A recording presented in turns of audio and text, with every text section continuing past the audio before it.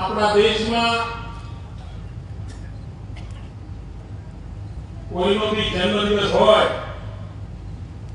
તો કુટુંબના લોકો સાથે મળીને, મિત્રો બધા સાથે મળીને ઉજવણી કરતા હોય. એમાં જો નેતાજીનો જન્મદિવસ હોય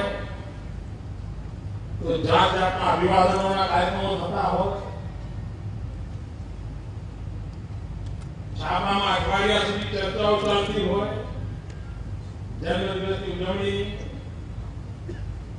પરંતુ ગુજરાતમાં એક એવી સરકાર છે, મંત્રીમંડળમાં એવા સ્વજનો બેઠા છે કે મંત્રીનો જન્મદિવસ હોય પરંતુ એ આ ધોમ ધકતા તાપમાં ખેડૂતોની ચિંતા કરતો હોય ને કૃષિ મહોત્સવ લીધો હોય. દિલીપભાઈને એના જન્મદિવસે અભિનંદન તો આપું જ છું, પણ સાથે સાથે પોતાનો આવો મહત્વનો દિવસ હોવા છતાં કુટુંબ વચ્ચે રહેવાને બદલે ખેડૂત કુટુંબીજનો વચ્ચે રહેવાનું એમણે નક્કી કર્યું અને કૃષિ મહોત્સવમાં ટાઈમ આપ્યો. કોઈ સરકાર ગુજરાતના વિકાસ માટે કેટલી પ્રતિબદ્ધ છે, કોઈ સરકાર ગુજરાતના ખેડૂતોનું ભલું કરવા માટે કેટલી મક્કમ છે, કાર્યરત છે, એનું આ જીવતું જાગતું ઉદાહરણ. જે સમયે આ કૃષિ મહોત્સવની શરૂઆત કરી હતી ત્યારે બધાને આશ્ચર્ય થતું, આમાંથી થશે શું? અમારા સરકારના અધિકારીઓને, કર્મચારીઓને પણ મનમાં પ્રશ્નો ઉઠાયા. છાપામાં પણ ચર્ચા કરી આવતી હતી કે લો આ મોદી સાહેબે નવું કંઈક કાઢ્યું, ફરી પાછા બધા અધિકારીઓને દોડાવશે, આવું જ છાપામાં.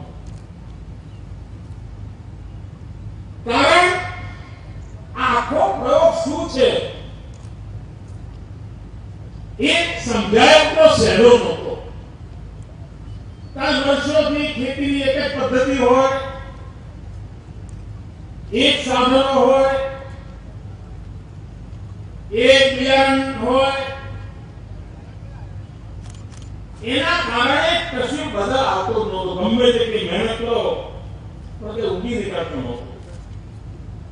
આપણને થયું કે ખાલી સરકાર નવા નવા પરિપત્રો બહાર પાડે, નવી નવી યોજનાઓ જાહેર કરે, રૂપિયા વહેંચે ને રૂપિયા વેરે, એમાંથી કઈ ઉગી ન નીકળે જ્યાં સુધી ખેડૂતની સાથે બેસીને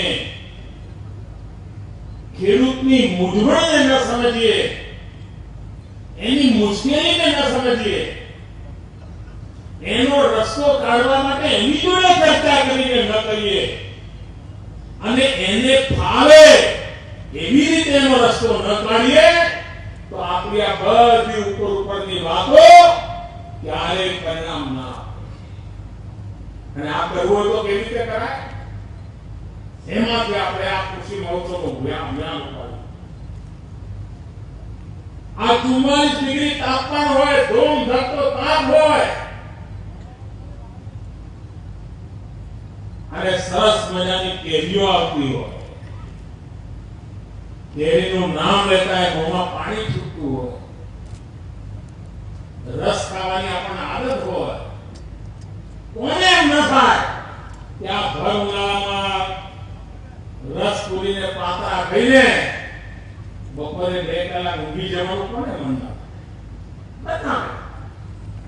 સરકારી કર્મચારીઓ એને થાય. પરંતુ એ બધું છોડીને ગયા 7 વર્ષથી આ ધોમ ધકતા તાપમાં ગુજરાતના 1 લાખ કરતા વધારે મારા સરકારી કર્મયોગી ભાઈઓ ગામડા કૂદી રહ્યા છે, ખેતરે ખેતરે. અને એનું એક પરિણામ આપણે પશુ આરોગ્ય મેળા કર્યા,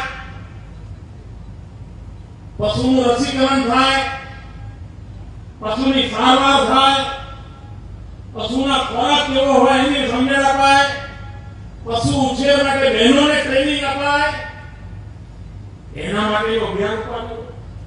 અને એના કારણે આજે ગુજરાતના આદિવાસી ગામડાઓમાં પણ પશુપાલન લગભગ ઘેર ઘેર પહોંચી ગયું છે. અને મારી આદિવાસી માતાઓ બહેનો પોતે હવે દૂધનો વ્યાપાર કરતી થઈ ગઈ છે. સાંજ પડે 50 રૂપિયા, 100 રૂપિયા, 200 રૂપિયાનું દૂધ વેચીને કુટુંબને ચલાવવાનું આખું કામ આ મારી માતાઓ બહેનો કરી રહી છે, આદિવાસી માતાઓ. આજે હમણાં હું વસુધારા ડેરીના શીત કેન્દ્રનું ઉદ્ઘાટન કર્યું. આટલા અંતરિયાળ વિસ્તારમાં દૂધની જાળવણી થાય તેનું પૂરું મૂલ્ય મળે તો ખેડૂતોને પૈસા આપી શકાય. એના માટે કરોડો રૂપિયા ખર્ચીને આ શીત કેન્દ્રનું નિર્માણ છે. ભાઈઓ બહેનો, આ શીત કેન્દ્રના નિર્માણ માત્રથી શીત કેન્દ્ર થઈ જતું નથી હોતું. આ બધું કર્યું હોય પણ વીજળી જ ના હોય તો આ શીત કેન્દ્ર શું કરવા? શોભાના ગાંઠની જેમ બધા તાબૂત ઉભા હોય. એના બદલે વીજળીની વ્યવસ્થા કરી અને આનું પરિણામ એ આવ્યું છે કે ગામડે પણ નાના ચિલિંગ સેન્ટરો શરૂ થઈ રહ્યા છે. અને 100 ગ્રામ દૂધ પણ ખેડૂતનું ખાતું નથી થઈ જતું, ફાટી નથી જતું અને એનો પૈસો એળે નથી જતો. આ વ્યવસ્થા સરકારે ઊભી કરી છે. અને આ દૂધ જે મુંબઈ સુધી, મહારાષ્ટ્ર સુધી પહોંચાડીને આ આદિવાસી વિસ્તારના ખેડૂતોના આર્થિક હિતોની જાળવણી થઈ રહી છે. દક્ષિણ ગુજરાતમાં પાણી તો હતું અને તેમ છતાંય અમારા આદિવાસી ખેડૂતની સ્થિતિ શું હતી? 12 મહિને વિચારો 15,000 કમાય, 20,000 કમાય, 25,000 કમાય. પરંતુ આપણે ખેડૂતને વાડી પ્રોજેક્ટ આપ્યો, એને કાજુની ખેતી કરતો કર્યો, એને ફૂલોની ખેતી કરતો કર્યો. આજે આદિવાસી પટ્ટાનો ખેડૂત એવા ફૂલ ઉગાડતો થયો છે, એક ફૂલ 100-150 રૂપિયા વેચે. અને મુંબઈના બજારમાં આ મારા આદિવાસીઓ દ્વારા ઉગાડેલા ફૂલ લેવા માટે આ મોટા માલેદારો મોટી ગાડીઓ લઈને લાઈનમાં ઉભા રહે છે. અને 15-20 દાડા સુધી ફૂલ એમને ટકી રહે એવા કામો આ આદિવાસી ખેડૂત કરતો થયો છે. એને વિશ્વાસ વધ્યો છે. નહીં તો પહેલા ઘરમાં એક જ ચર્ચા હોય કે ભાઈ હવે ખેતીમાં તો કઈ નડતું નથી, કોક છોકરાને શહેરમાં મોકલીએ, રોડના કામ કરે, મજૂરી કરે અને ઘરમાં કઈ લઈ આવે તો ઘર ચાલે. કુટુંબમાં મારા કરવા પડતા કે છોકરાઓને શહેરમાં મજૂરી કરવા મોકલો. ભાઈ આજે મજૂરો મળતા નથી. ખેતીમાં એવો પ્રાણ પૂરી દીધો છે કે જેના કારણે ખેડૂતની જિંદગી ખેતીના ભરોસે પ્રગતિ કરી શકે એવો વિશ્વાસ પેદા કરવાનું કામ આ કૃષિ મહોત્સવના કારણે પાંચમાં પરિવર્તન આવ્યું. સંશોધનો થયા, યુનિવર્સિટીઓને કામ સોંપ્યું. એ જ રીતે જમીનની ચિંતા કરી. ખેડૂતનું તો શિક્ષણ કર્યું જ, જમીન કેમ જાળવવી, જમીનમાં ઉણપ સુધી કેવી રીતે શોધી કાઢવી, કયો પાક હોય પહેલા પછી કયો પાક આવે તો જમીનનો બગાડ બચાવી શકાય. અનેક પ્રયોગ એને શીખવાડ્યા. અને આ 7 વર્ષ લગાતાર પ્રયોગ કરતો થયો ખેડૂત અને એના કારણે એની જમીનની પણ સુધારણા થવા માંડી છે. અને એકવાર જમીન સુધરે અને જો ઉત્તમ બિયારણ હોય, સરખી માવજત હોય તો પછી ખેડૂતને રોવા વાળો ક્યારે આવો ના આવે એ કામ આપણે કર્યું છે અને એનો ફળ આજે મારા એક ખેડૂત ભાઈઓને મળી જાય છે એક ખેડૂત ભાઈઓને મળી જાય છે સોઇલ હેલ્થ માટેના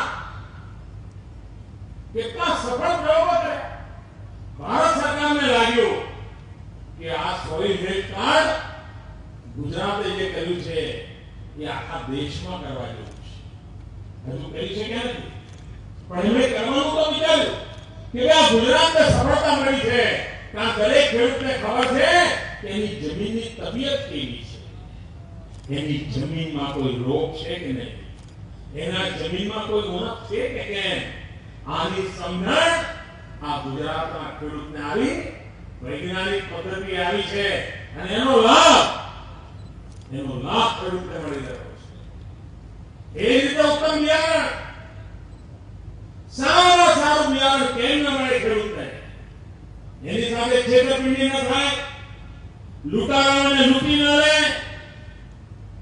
શોષણ કરનારાઓનું શોષણ ન કરી જાય બિયારણ સમય પર મળે બિયારણ પૂરતું મળે બિયારણમાં ઉત્તમમાં ઉત્તમ ક્વોલિટીનું મળે ભેળસેળનું ન મળે એના માટે સરકારે કડક કાયદા કર્યા સજા કરી એની પાછળ પડ્યા કોઈ શોષણ કરતું હોય તેને અટકાવ્યા અને એનું પરિણામ શું આવ્યું ખેડૂતોને મેં તો ઘણી વાર બિયારણ લીધું હોય વાવેતર કરી દીધું હોય અને મહિના પછી જયારે વરસાદ પર જતો રહે ત્યારે ખબર પડે કે આટલું બધું નકામું થઈ ગયું એનું બિયારણ ખરાબ આવે એના બિચારાના 12 મહિના બગડી જાય આપણે ખેડૂતો 1 મહિનો 1 દાડો ન બગડે એના માટે કાળજી લેવા માટે ચિંતા કરી યુનિવર્સિટીઓને કામે લગાડી ઉત્તમ પ્રકારના બિયારણો તૈયાર કરવા માટે યુનિવર્સિટીઓ મહેનત કરતી થઈ કૃષિ વૈજ્ઞાનિકોને ગામડે મોકલ્યા કૃષિ વૈજ્ઞાનિકો ખેડૂતની મુશ્કેલી શું છે એ જાતે સમજવા લાગ્યા અને જાતે સમજીને એના ઉપાય બતાવવા લાગ્યા એક સંયમનો પ્રયાસ ખેડૂત હોય વૈજ્ઞાનિકો હોય સરકારી વિભાગો હોય બિયારણની વેચનારી કંપનીઓ હોય એની મતમાં